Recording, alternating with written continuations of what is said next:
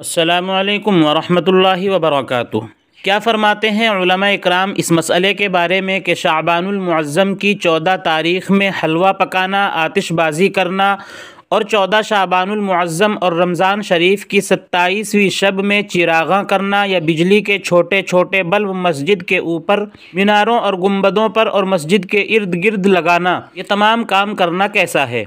इसका जवाब फतावा कासमिया के अंदर मुफ्ती शब्बीर साहब लिखते हैं, आप अपनी स्क्रीन पर देख रहे हैं। इसी रोज़ हलवे को लाजिम समझना बिदअत है, आतिशबाजी हराम है। शब कदर और शब बरात में चिरागां करना और ज़रूरत से ज़ायद रोशनी करना बिदअत सय्यिआ है, जिसका तर्क मुसलमानों पर लाजिम है। यानी ये जो बल्ब वगैरह लगाए जाते हैं और इसी तरीके से ज़्यादा रोशनी की जाती है, ये तमाम की तमाम चीज़ें खुराफात के अंदर दाखिल हैं। हमें इन चीज़ों से परहेज़ करना चाहिए।